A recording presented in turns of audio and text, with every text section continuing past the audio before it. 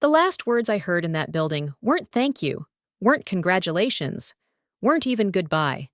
They were nothing at all. Just Victor's pen tapping on his desk, his carefully rehearsed phrases about efficiency and alignment with the company's future vision. He didn't look at me when he said it, and maybe that was the part that hurt the most. 15 years I had given him, 15 years of staying long after he went home, fixing the problems he created, protecting the company from disasters he never even noticed. And now, when the time came to decide my fate, he couldn't even lift his eyes to mine. I should probably start at the beginning. When I joined the company, it wasn't much more than a shaky startup running on borrowed equipment and enthusiasm. They had ambition, but no structure. The systems they used were fragile, patched together from free software and outdated licenses, spreadsheets with formulas so broken that one wrong keystroke sent the entire budget collapsing. My title then was Administrative Coordinator. It meant I answered phones, filed paperwork, and ordered coffee. But I couldn't sit still while everything around me was falling apart. I had always been the kind of person who noticed patterns, who saw connections others overlooked. So when invoices kept getting lost, I created a small program to track them. When client renewals were missed, I built a simple alert system to prevent contracts from expiring unnoticed. No one asked me to. No one paid me extra. But those little fixes saved the company money, lots of it. And the first time Victor took one of my tools to a meeting and returned with a smile, saying the executives were impressed with his initiative, I thought maybe this was how things worked. Maybe contributions just naturally flowed upward, and credit didn't matter if the company was stronger. That was my first mistake. The years blurred together after that. What started as little fixes became the foundation of everything. The database I built in year 3 became the company's core operating system. The dashboard I designed in year 5 became the tool investors praised during their audits. The backup system I wrote during a sleepless weekend in year 7 saved us from a catastrophic crash that could have ended everything. But when awards were handed out, my name was never mentioned. When promotions came, my desk was skipped. And when Victor was praised for his strategic leadership, I smiled politely, even though it was my work keeping the lights on. At first, I told myself it didn't matter, that the important thing was stability, that I had a steady paycheck, that my work was meaningful even if no one knew my name. But over time, being invisible wears you down in ways you can't describe to anyone who hasn't lived it. It's in the silence when executives walk past you as though you're part of the furniture. It's in the polite laughter when you raise a new idea in a meeting, only to hear Victor repeat it 15 minutes later and get nods of approval. It's in the tight smiles from colleagues who know exactly what's happening but say nothing because they don't want to risk their own positions. The office itself began to change too. In the early years, there was camaraderie, late-night pizza when deadlines loomed, laughter echoing through the halls. But as the company grew, so did the walls, literal glass walls that separated executives from the rest of us. Conversations became shorter, colder. Meetings became closed-door affairs. And I noticed my name disappearing from email threads I used to be copied on. Then came the whispers. I'd step into the break room and feel the air shift, voices dropping mid-sentence. I'd enter a conference room only to find my seat had been reassigned. Documents I had prepared were suddenly missing from shared drives, only to reappear later with Victor's signature at the bottom.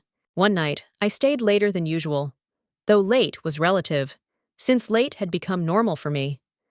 I was finishing a report when I heard voices from the big glass conference room. I knew I shouldn't listen, but something in the tone of Victor's voice froze me where I stood. Redundant. That was the word I caught, followed by transition plan. And then the one that cut deepest. Optics. Redundant. 15 years of building the very skeleton of this company, and now I was redundant.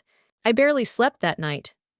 I sat on my couch in the dark, laptop open, staring at years of work, lines of code, diagrams, frameworks, each one a piece of myself I had poured into this place. Every sacrifice replayed in my head. Birthdays missed, dinners canceled, The relationship that ended because I was married to the job. I remembered the time I worked through the night to patch a system failure while my father lay in the hospital.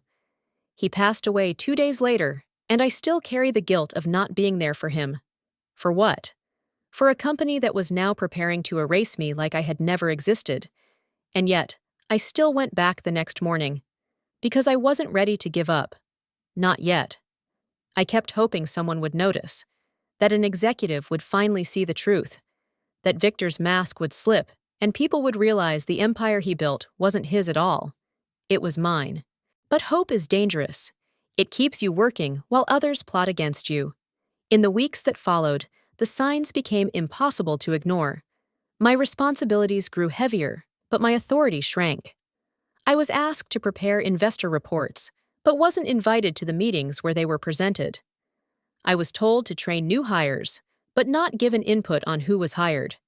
And then came the final insult. Victor announcing that he would be presenting his new system to the board. The system I had designed, refined, and maintained for more than a decade. I sat there, listening as he described features I had created, ideas I had fought to implement, all while executives nodded approvingly. Not one of them looked at me. Not one of them asked a question. I was invisible. That day, something inside me shifted. I realized I wasn't just being overlooked. I was being erased. And erasure, I decided, was worse than betrayal. Because betrayal at least acknowledges that you exist. Erasure tries to rewrite history, to make it as though you were never there at all. So I smiled, nodded, and went back to my desk. But deep down, I began to prepare. Because if they thought I would disappear quietly, they didn't know me at all. If Chapter 1 was the story of how I built the bones of this company, then Chapter 2 is the story of how Victor began replacing me with chaos, disguised as fresh talent. It started small, the way most disasters do. A single intern, barely out of college, hired on the pretext of bringing youthful energy to the team. His name was Ryan, and from the moment he walked in the door, it was clear Victor adored him. Ryan could do no wrong. When he submitted broken code that crashed half the system, Victor laughed it off as a learning opportunity.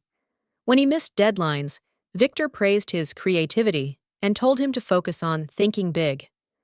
Meanwhile, when I delivered flawless work on time, the best I got was silence.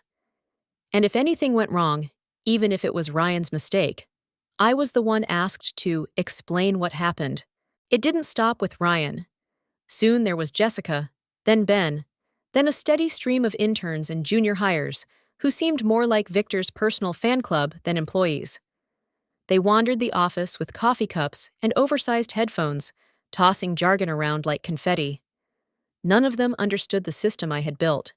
They didn't know which files were critical, which lines of code could not be touched without careful testing, which processes required precision. And Victor let them touch everything. "Give them room to explore," he said one morning when I voiced concern about Jessica rewriting an integration module that had taken me 6 months to stabilize. Innovation comes from freedom. Freedom. That was his word for it. Freedom for them to destroy what I had built, and slavery for me to stay late fixing it. Because no matter what happened, the system had to hold. We had an investor presentation coming up, the biggest one in years. If the code failed, if the system cracked, everything the company promised would collapse. And guess who would be blamed? Not Victor. Not his precious interns. Me. So I stayed. I stayed long after the others went home, combing through their mistakes, patching their reckless edits, restoring files they had deleted without understanding their purpose. I stayed because the system mattered to me, because I couldn't stand to see years of work fall apart, because, though I hated to admit it, I still wanted to believe that maybe, just maybe, someone would finally see me. But instead of recognition, I got erasure. Meetings I used to lead were now shadowed by Ryan or Jessica. Reports I wrote were presented under Victor's name, with one of the interns standing beside him like a proud apprentice. When problems arose, and they always did, I was asked to fix them quietly, in the background, while Victor assured the executives that his young, dynamic team was handling everything brilliantly. And when the executives passed by my desk, they barely glanced at me. To them, I wasn't the architect of the system. I was just the quiet woman who typed endlessly, a pair of hands, replaceable. The irony was unbearable. The more invisible I became, the more indispensable I was. Because without me, everything would collapse. And still, I stayed. The investor demo was 2 weeks away, and I knew every line of code that would run that day. I had written most of it myself. I knew its weaknesses, its strengths, the delicate balance that held it all together. If it failed, it wouldn't just embarrass the company, it would destroy it. So when Victor tossed half the project into Ryan's lap and told him to experiment, I gritted my teeth and stayed silent. When Jessica deleted a critical module, I restored it without telling her. When Ben bragged about optimizing a section of the code, I quietly rewrote it in the middle of the night so the system wouldn't implode. It was exhausting. I felt like a ghost haunting the company I had built, endlessly cleaning up after the living who didn't know what they were doing. Then came the night everything shifted. It was late, later than usual, maybe close to midnight. The office was mostly dark, the kind of eerie quiet that makes every sound echo. I was at my desk, hunched over my laptop, debugging yet another problem Ryan had introduced. My eyes burned from staring at the screen, but I couldn't stop. The investor demo was days away, and failure wasn't an option. That's when I heard voices. At first, I thought it was the cleaning staff, but as the words carried down the hall, I recognized them. Victor and two executives. Their silhouettes were visible through the frosted glass of the conference room. I froze, my hands hovering above the keyboard, straining to hear. "She's too expensive," one of the executives said. "She's not expensive," Victor replied quickly. "She's just unnecessary. The interns can handle it." I felt my chest tighten. They were talking about me. "She built the system," the other executive said. "Are you sure it's wise to cut her now?" Victor's laugh was soft, almost smug. "She's been coasting on old work for years. Everything she knows, the interns can learn. And she doesn't fit the image we want to present to investors. They want energy, youth, innovation." "Not," his voice dropped, but I heard the word anyway. "Not her. Not her. Not me." My hands trembled so hard, I nearly knocked over my water bottle. 15 years of sacrifice, of loyalty, of building the very foundation of this company. And to him, I was nothing more than an image problem. One of the executives hesitated. "And the demo? What if it fails without her?" "It won't," Victor said confidently. "We'll let her finish the code, get us through the presentation, then transition her out. Quietly. HR is already drafting the paperwork." For a moment, the world seemed to tilt. They weren't just planning to fire me. They were planning to use me, squeeze out the last drops of my work, and then discard me like garbage. I sat there in the dark, unable to move, listening as they laid out the details of my own dismissal as casually as if they were discussing lunch options. By the time the voices faded and the conference room door clicked shut, my decision was made. I wasn't going to warn them. I wasn't going to beg. I wasn't even going to confront Victor. I was going to let him walk straight into the fire he had built with his own arrogance. And for the first time in years, I smiled. The summons came on a Tuesday morning. The kind of Tuesday where the office air already felt heavier than usual, the fluorescent lights buzzing louder, the silence between keystrokes sharper. I was halfway through debugging another section of Ryan's sloppy edits when an email appeared in my inbox. Subject: Meeting request. From HR Department. Time: 10 a.m. Location: Conference Room C. No agenda, no details. Just a sterile request that made my stomach twist. 10 minutes later, I walked down the hallway, every step echoing against the polished floors. I tried to keep my expression neutral, but I already knew. This was it. The end of 15 years reduced to a line in my calendar. When I entered the room, the scene was as cold as I expected. A long glass table, two HR representatives with clipped smiles, And at the head of the table, Victor. His suit was sharper than usual, his posture rehearsed. He didn't look at me as I sat down. "Thank you for coming, Mariana," one of the HR women began, her tone as warm as an automated voicemail. "We wanted to speak with you today regarding a company-wide restructuring initiative." Restructuring, the word they always use when they don't want to say what they really mean. I folded my hands in my lap, my voice steady. "I see. And what does this restructuring mean for me?"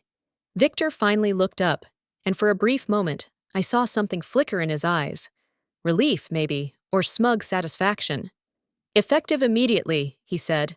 "Your position has been dissolved." Dissolved. Like I was a sugar cube melting in hot coffee.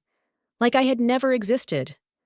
I waited for more. For a thank you, for an acknowledgement, for even a hollow phrase about my years of service. Nothing came. Just the quiet hum of the air conditioning and the faint rustle of paper as the HR rep slid an envelope across the table. "Inside," she said, "you'll find details about your severance package as well as information regarding continuation of benefits." That was it. 15 years of sacrifice, distilled into a severance packet and a forced smile. I nodded slowly, my face calm. "Understood." "Company policy requires you to return all equipment today," the second HR rep added. "That includes your laptop, phone, and any other company property." "Of course!" I slid my laptop across the table. It felt strange letting it go. That machine had been my second home for years. My fingerprints were worn into the keys. The files stored there weren't just documents. They were the story of my entire career. My code, my designs, my lifeline. Victor gave a small nod, as if this was all a routine errand. "Security will escort you out after you collect your personal belongings." I looked at him for a long moment. I wanted to ask if it felt good, stealing my work, stealing my years, stealing my place in the company I had built. But instead, I smiled faintly. "Good luck with the investor demo tomorrow." It was the first time his confident expression wavered. Just for a second. The HR reps shuffled their papers, eager to move on. "If you'd like, we can have your belongings boxed and sent to your home." "No," I said evenly. "I'll take care of it." They nodded, relieved, and stood. Victor rose with them, already turning away, as though I had ceased to exist the moment I slid that laptop forward. Minutes later, I walked down the hallway, flanked by 2 security guards. The office seemed unusually quiet, as though the walls themselves were holding their breath. People glanced up from their desks as I passed, but no one said a word. Not one person stood. Not one whispered goodbye. And I smiled. Because unlike them, I knew something they didn't. The system wasn't Victor's. It wasn't the interns. It wasn't even the company's. It was mine. Every line of code bore my mark. Every process hummed with my design. And hidden deep inside, buried where no one else would think to look, was a line of code that could change everything. It wasn't sabotage, not exactly. It wasn't destruction for the sake of revenge. It was a safeguard I had written years ago, back when I first began to sense the danger of being invisible. A contingency for the day they might decide I was no longer useful. The code was simple, elegant, invisible to anyone who didn't know where to find it. And tomorrow, when Victor stood in front of the investors and proudly presented his system, the line would activate. 5 minutes into the demo. Just long enough for the presentation to start. Just long enough for him to feel safe. And then the foundation would shift beneath his feet. As the elevator doors closed behind me, the reflection staring back wasn't the broken woman they expected. It wasn't a victim walking away in silence. It was someone who had planned for this moment all along. And tomorrow, Victor would learn exactly who I was. The morning after my dismissal, I woke earlier than usual. For once, it wasn't because of a deadline, or an emergency email, or the constant buzzing in my chest that something at work would collapse without me. No, this morning I woke because I wanted to. The city outside my apartment window felt different, slower somehow. I didn't rush through my routine. I let the kettle whistle, poured coffee into my favorite chipped mug, and for the first time in years, sat without the weight of responsibility pressing on my shoulders. But my laptop sat on the counter, waiting. Not the one I had left behind in the office, polished and sterilized of ownership the second HR slid it away from me. No, this was my personal one. The one that had always carried a shadow version of my work. My insurance policy. At exactly 9 a.m., I slipped it into my bag and left my apartment, heading to the little cafe on the corner. A quiet place with cracked leather chairs, reliable Wi-Fi, and a steady hum of background chatter that masked the sound of my typing.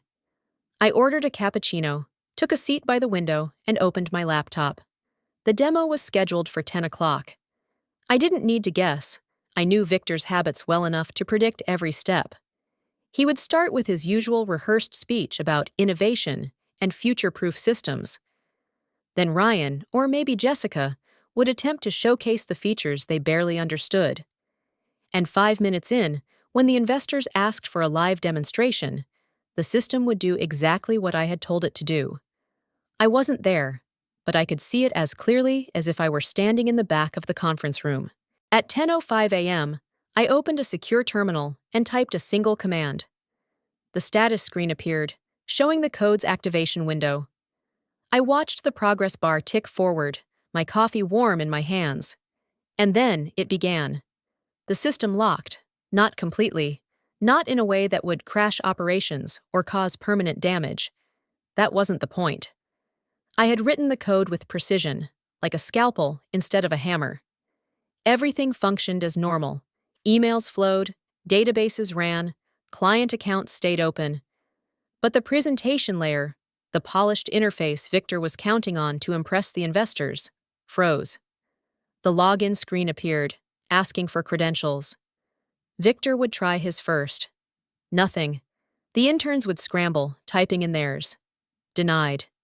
Even the executives' override keys wouldn't work, because the system wasn't looking for them. It was looking for me, the original architect, the one name the company had tried to erase.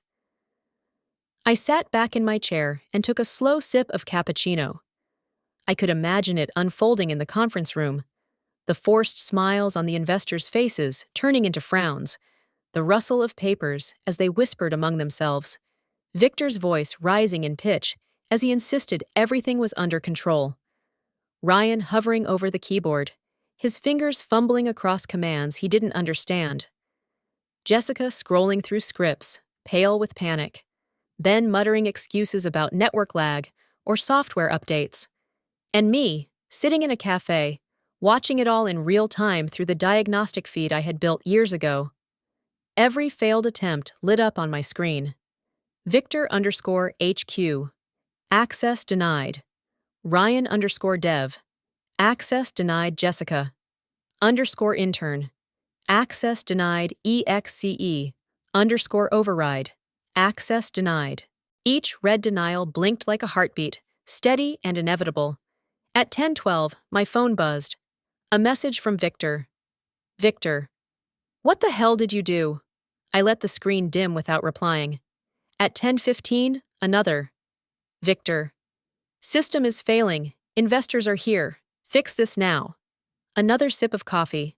The foam had started to collapse, but it was still sweet on my tongue. At 10:18, the tone shifted. Victor. If this is you, we can talk. I'll make it worth your while. I laughed out loud. The barista glanced at me curiously, and I smiled back, as if nothing in the world was wrong. Because nothing was wrong, not for me. For once, it was Victor who was drowning, not me. At 10:22, another ping. Victor. You're making a mistake. You'll regret this. The desperation was almost tangible. Meanwhile, on my laptop, the feed told the real story. The system was untouched. Operations were fine. Client data was safe. The only thing that had failed was Victor's illusion. His ability to stand in front of investors and pretend that the brilliance in front of them was his own. And that illusion was crumbling fast. I imagined the investors growing impatient, checking their watches, whispering about reliability. I imagined the tension thick in the room. Victor sweating through his shirt, Ryan stammering, Jessica shrinking into her chair. I imagined the silence, the terrible silence, when no one could fix what I had designed. By 10:30, the messages from Victor became frantic. Victor, investors are leaving. Do you understand what you're doing? You're killing the company. Victor, they'll sue. We'll all be ruined. Victor, please, just tell me the password. I set the phone face down on the table. Because this wasn't about revenge, not entirely. It was about truth. For 15 years, I had been invisible. My work stolen, my voice ignored, my name erased. And now, in front of the people who mattered most to Victor, the truth was visible. He couldn't hide behind me anymore. At 10:42, one last message came through. Victor, you win! And for the first time in years, I breathed. I closed my laptop, drained the last of my cappuccino, and walked out of the cafe into the late morning sunlight. The city moved around me as if nothing had changed. Cars rushing, people talking, life unfolding as usual. But something had changed. For once, it wasn't me holding the company together. For once, it wasn't me sacrificing everything while someone else took the credit. For once, Victor was the one left standing in silence, facing the consequences of his own arrogance. And I had never felt lighter. The morning after the demo felt strangely calm to me. I woke up without an alarm, stretched out on my bed, and listened to the muffled hum of the city beyond my window. For the first time in years, I wasn't rushing to catch a bus, checking my phone before I brushed my teeth, or scanning my inbox for late-night requests from Victor. My phone was quiet. Almost too quiet. I brewed coffee slowly, watching the steam curl upward like a ribbon. It should have felt like freedom, but I couldn't quite let go of the tension in my chest. I knew what had happened yesterday. I had watched it unfold line by line, denial after denial, while sipping cappuccino in that cafe. But the real fallout, that would begin today. By 9 o'clock, the calls started. Not to me, not at first. My phone buzzed with messages from former colleagues. Investors walked out. Victor looked like he was about to collapse. They're saying it was a technical glitch, but no one's buying it. I scrolled, expressionless, through the flood of texts. Some were gossipy, some sympathetic, a few even triumphant. Everyone had seen the cracks forming, but no one had expected the collapse to happen so publicly, in front of people whose money kept the company alive. At 10 o'clock, the first call from Victor came. I let it go to voicemail. At 10:30, he called again. And again at 11. By noon, my screen showed 9 missed calls and 3 voicemails. I made myself a sandwich and ate it slowly, savoring the simple act of chewing in peace. Finally, curiosity got the better of me. I pressed play. His voice came through, shaky, rushed. Mariana, we need to talk. The demo, look, I don't know what you did, but it's not too late to fix this. Investors are demanding explanations. They're threatening to pull out. If you come back, if you restore access, I'll make sure you get what you deserve. A promotion, a raise, director level, maybe even VP. Just call me. I deleted the message without saving it. The second was angrier. You think this is funny? You think you're teaching me a lesson? You're playing with fire. Investors are furious. If they walk, the whole company goes under. Do you understand? People will lose their jobs, their livelihoods. You'll be responsible for that. My lips tightened. Responsible. That was always the role they shoved me into. The one who carried the weight, who bore the guilt, who absorbed the blows while others took the credit. Not anymore. The third message was quieter, almost pathetic. Please, Mariana. You know they trust you more than anyone. You know you can fix this. Just come back. We'll pretend none of this happened. You'll have a seat at the table. Power, recognition. Everything you ever wanted. I set the phone down and stared at it for a long time. Everything I ever wanted. Except it wasn't, not anymore. Because power offered as a bribe isn't power at all. Recognition begged for under duress isn't respect. And loyalty that only mattered when they were drowning wasn't loyalty at all. It was exploitation. I walked to the window and looked out over the street. People bustled along the sidewalks, carrying coffees, rushing to meetings, clutching folders. Ordinary lives unfolding in ordinary ways.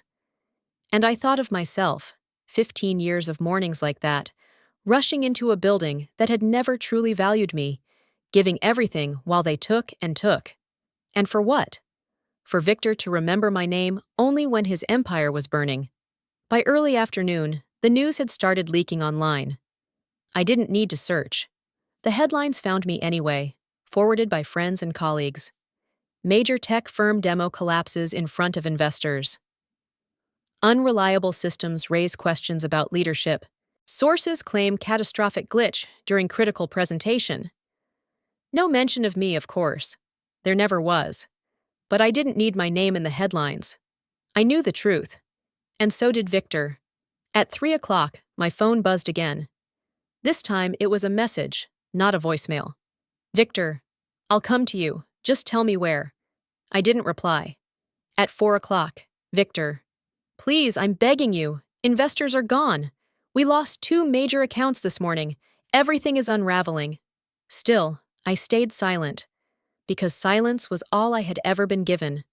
Silence when promotions passed me by. Silence when my work was presented as his.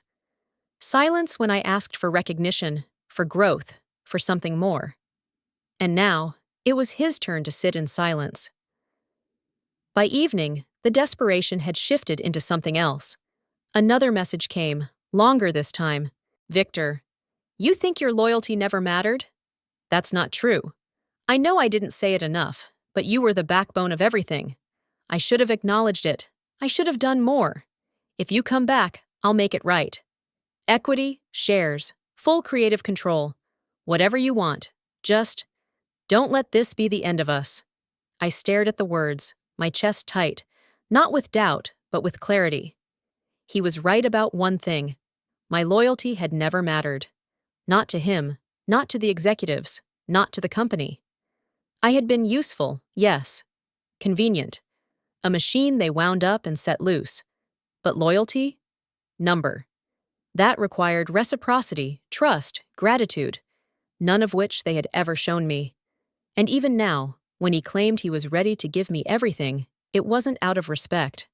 It was fear. Fear of losing his investors. Fear of losing his power. Fear of facing the truth without me to hide behind. I closed my phone and left it on the table, screen down. Outside, the sun was beginning to set, painting the buildings gold.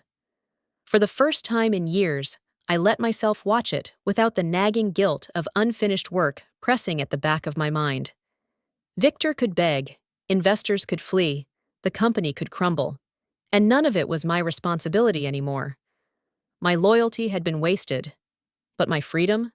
That was mine to keep. The headlines hit like a storm the next morning. I had expected whispers, speculation, maybe a few cautious articles hinting at instability. But this was more than whispers. It was front-page chaos. Catastrophic demo failure sends shockwaves through market. Investors abandon ship after tech firm glitch. Leadership crisis at the core of collapse. I scrolled slowly, the words sharp and cold against my screen. The details were exaggerated in places. They always are when journalists smell blood.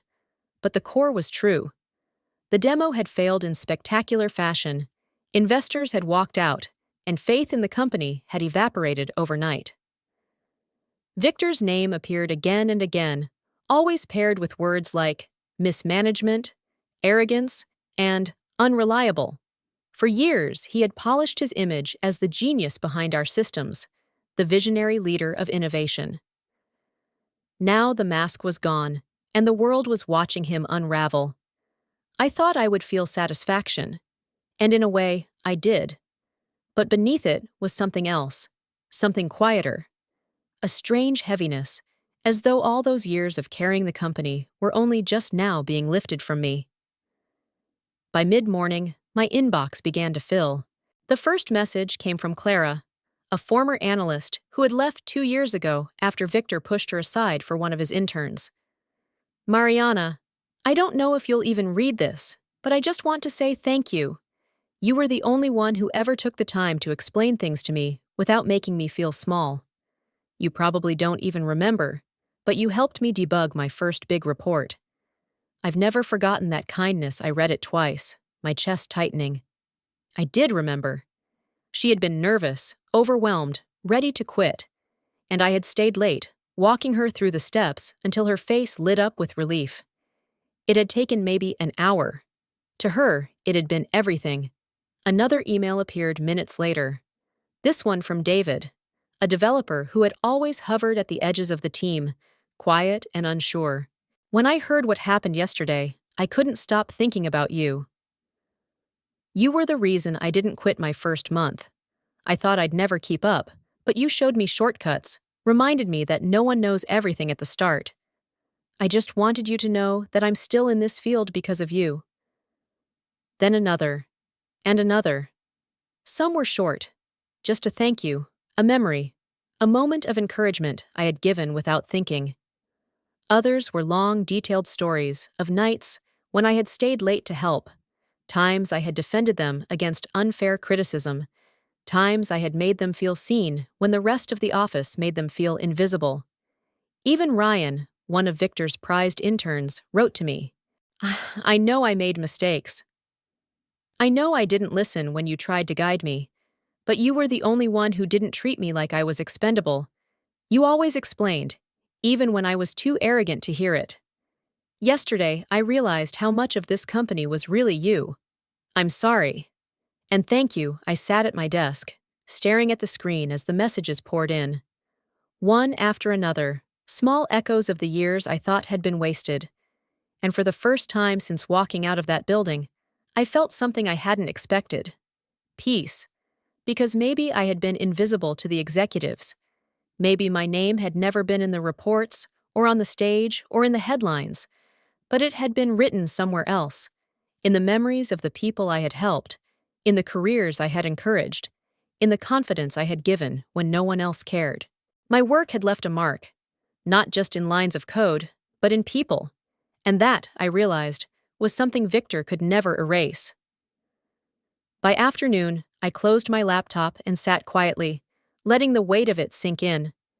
The company was collapsing, Victor was scrambling, but me? I was free, and freedom meant choices. I pulled an old notebook from the back of my drawer. The leather cover was worn, the corners frayed. Inside were sketches, diagrams, half-formed ideas from years ago. A project I had once dreamed of building, back before I was swallowed by responsibility. It wasn't just software. It was a platform. A way to connect smaller companies with scalable tools without drowning them in the bureaucracy and bloat of larger firms. Back then, I had called it Astra, a placeholder name scribbled in the margins. I had told myself I'd work on it when I had time, but time never came, until now. I flipped through the pages, my handwriting messy, my notes fragmented, but the spark was still there. The idea was still alive. And suddenly, I wasn't just reading, I was planning. Because if my years at the company had taught me anything, it was this. Loyalty to people who don't value you is wasted, but loyalty to your own vision? That can change everything. I picked up my pen and started writing. The next few hours passed in a blur of ink and memory. I mapped out what Astra could be today, not the version I dreamed of years ago, but something sharper, leaner, built from everything I had learned in 15 years of building systems for others. It wouldn't be easy. It would take time, resources, allies. But I realized something else as I flipped back to those messages from former colleagues. I wasn't alone. All those people who had written to thank me, who had remembered my support, who had seen me when the company refused to, they were proof that I had built more than a system. I had built trust, and trust was the strongest foundation of all. The collapse of the company wasn't the end of my story. It was the beginning. And for the first time in a long time, I smiled without bitterness. Because I wasn't just the ghost in someone else's empire anymore. I was the architect of my own future. The messages from former colleagues had left me restless.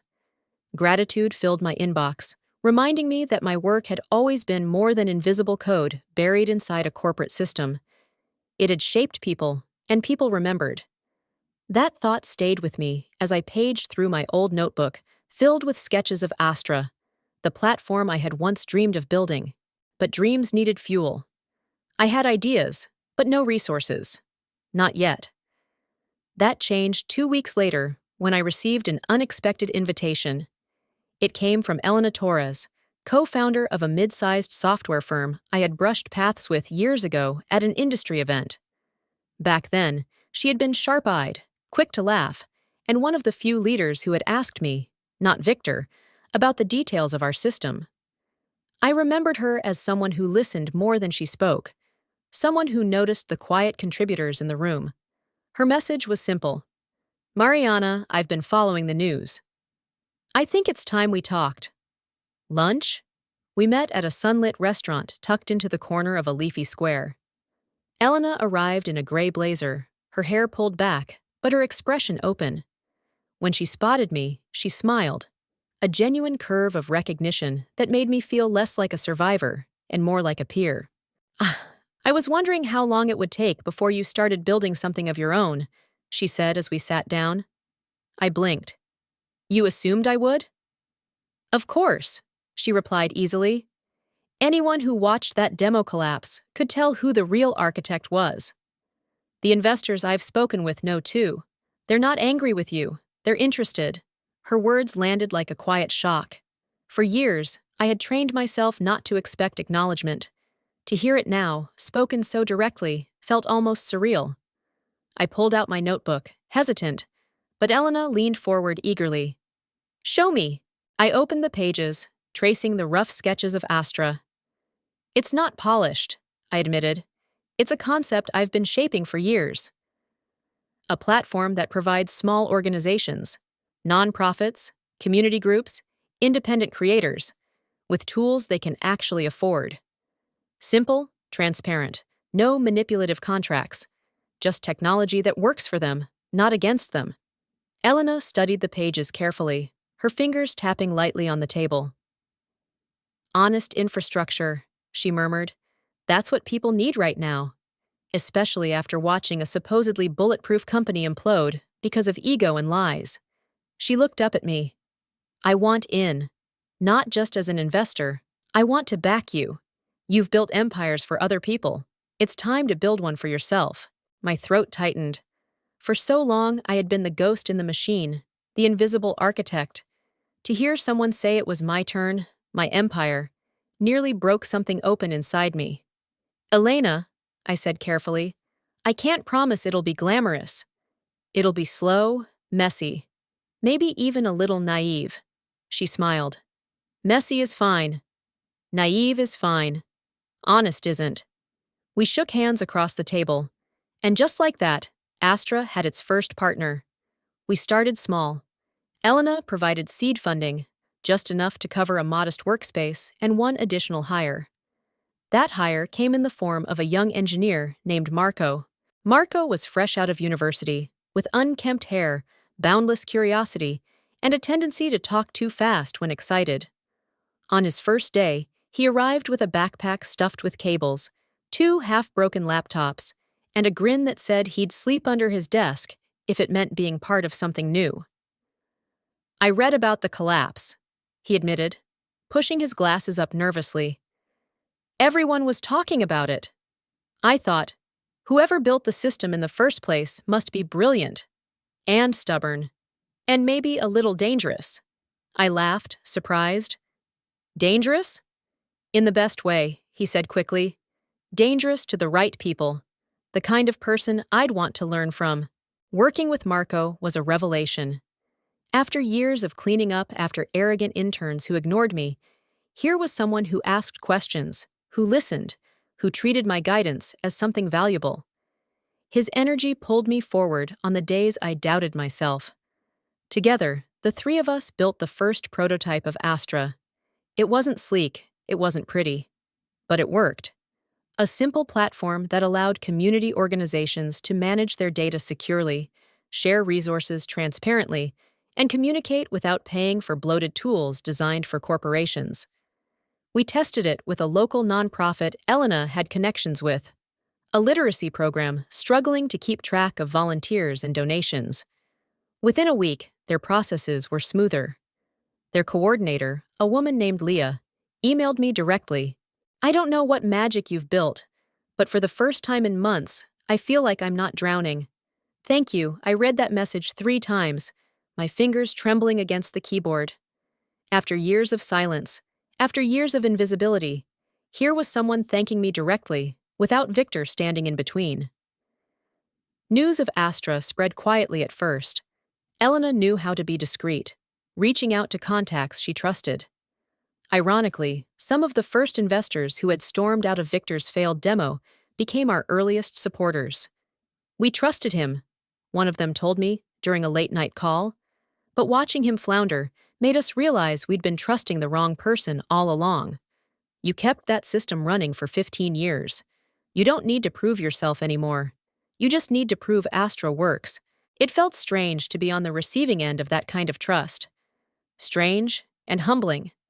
Funding trickled in, enough to expand the prototype into something real. Marco worked tirelessly, building features faster than I could design them. Elena handled investors, shielding me from the politics I had once drowned in. And me, I wrote code again, not as the invisible fixer, but as the creator. Every line belonged to me, every decision carried my name. The work was exhausting, but it was different now. Each late night at the keyboard wasn't a sacrifice for someone else's ego. It was a step toward something that was mine. The turning point came 3 months later, when Elena insisted we present Astra at a small community tech showcase. I resisted at first. "I'm not a speaker." "You know that. I'm better in the background." She shook her head. "Not anymore. This isn't Victor's system, it's yours. If you want people to believe in Astra, they need to see you." The thought terrified me. For 15 years, I had been erased from view. To step into the spotlight now felt unnatural, like wearing clothes that didn't belong to me. But Elena was right. This was my project, my vision. If I stayed silent, I would only repeat the same mistake that had cost me half my life. So on the day of the showcase, I stood in front of a small audience of community leaders, nonprofits, and a handful of investors. My hands shook as I clicked through the slides, but when I demonstrated Astra's prototype, something shifted. The audience leaned forward. Questions flowed. People wanted to know how soon they could use it, how much it would cost, what else it could do. For the first time, I wasn't invisible. I wasn't the ghost in the machine, the shadow behind Victor's speeches. I was the one speaking, the one being heard. When the presentation ended, the applause was real, warm, human. I looked out at the faces in the crowd and realized that, for the first time, the light was on me, and I didn't want to hide anymore. That night, we celebrated with cheap pizza in the office. Marco sprawled on the floor, exhausted but grinning. Elena raised a glass of sparkling water in a toast. "To the architect," she said. I shook my head, smiling. "To Astra." But later, as I sat alone in the quiet office, staring at the glow of the prototype running smoothly on the screen, I let myself whisper the truth. For once, I wasn't building someone else's dream. I wasn't the invisible woman holding the walls up while others took the credit. This time, it was mine, and I was ready to fight for it. The rhythm of life changed faster than I expected. For 15 years, I had been conditioned to survive in shadows, fixing what others broke, swallowing frustration, carrying burdens without acknowledgement. But now, everything was different. Every morning, I walked into our modest office, 3 rooms in a shared workspace, sunlight pouring in through tall windows, and people actually turned to me. They listened. When I spoke, I didn't need to repeat myself or justify every word. Elena nodded with genuine respect. Marco scribbled notes, and the interns we'd begun to bring on looked at me not with skepticism, but with curiosity. I was the leader now. It was a role that felt foreign at first, like a suit one size too big. But slowly, day by day, it began to fit. Development moved quickly. Marco was relentless, his fingers flying over the keyboard with an energy that reminded me of my younger self. I guided him, not with the weary frustration I once felt fixing interns' careless mistakes, but with patience, because Marco listened. He wanted to learn. And when he stumbled, he admitted it. That honesty was rare, and it made me want to give him my best in return. Elena managed investor relations and outreach with the same sharpness I remembered from our first meeting. She didn't shield me from decisions, but she also didn't push me aside. Instead, she drew me in, reminding me that Astra wasn't just lines of code. It was a collaboration, an ecosystem, something bigger than any one of us. And it was working. The first users were small, a public library struggling to manage volunteers, a nonprofit coordinating food distribution, a local cultural center trying to track donations without drowning in spreadsheets. They weren't glamorous clients. They weren't going to make headlines, but they needed Astra, and Astra worked for them. I still remember the day Leah, the coordinator from the literacy program we'd tested Astra with, came to our office. She carried a thick binder under her arm, her expression tired but hopeful. Before Astra, she told us, setting the binder on the table, this was how we managed everything. Paper records, sticky notes, a dozen different logins none of us could remember. I was losing track of volunteers, missing deadlines, making mistakes that cost us donors. I thought we'd collapse. She opened her laptop and smiled. Now, I just log into Astra. It's all there. Volunteers, donations, schedules. I sleep at night again. Her gratitude wasn't the shallow applause I used to hear at Victor's presentations. It was real. It mattered.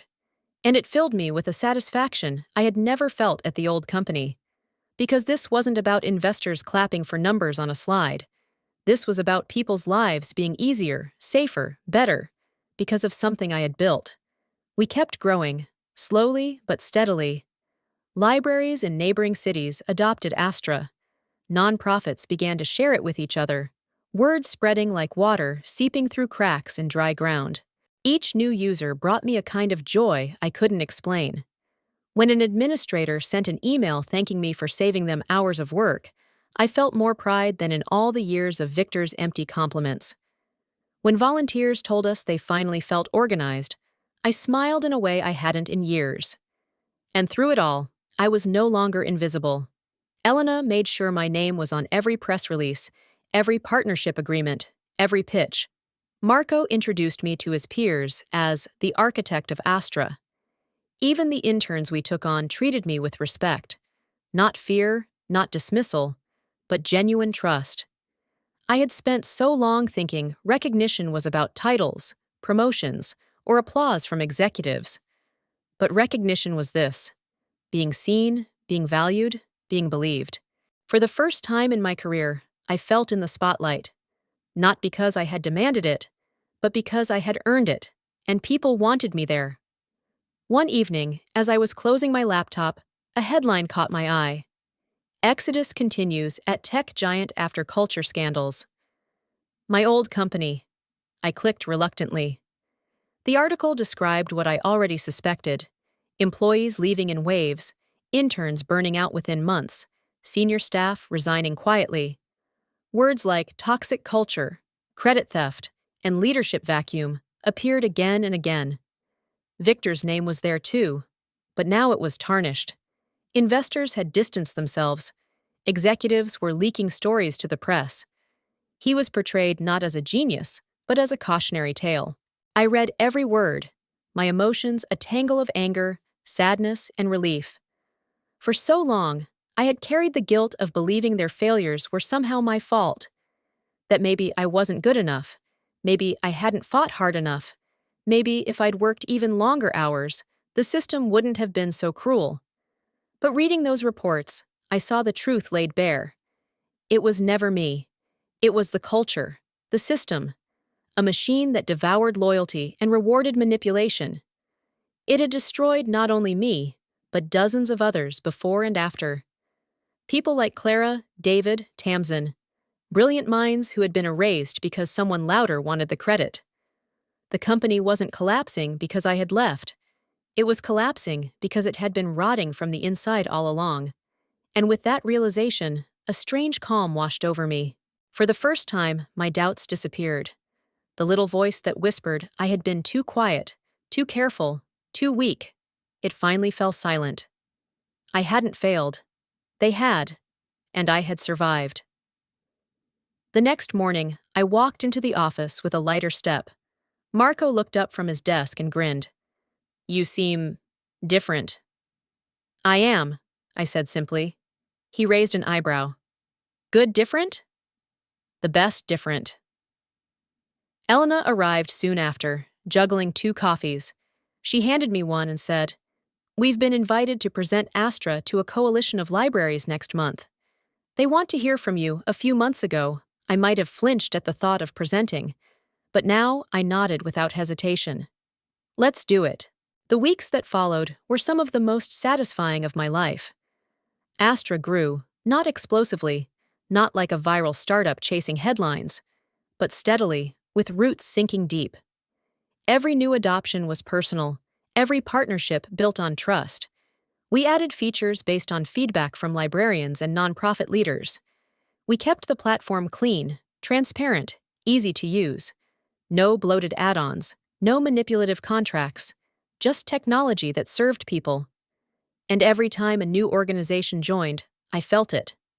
I was building something right. Not perfect, not flawless, but honest. And that honesty filled a void I hadn't even known was inside me. One evening, as I locked up the office, I stood in the quiet and let myself breathe. 15 years of invisibility had nearly broken me. 15 years of loyalty had been wasted on people who didn't care. But now I was free. I was building something that mattered. And for the first time in my life, I wasn't afraid of being seen. Because being seen no longer meant being used. It meant being recognized. It meant being believed. And it meant I was finally, truly, standing on the right side of the story.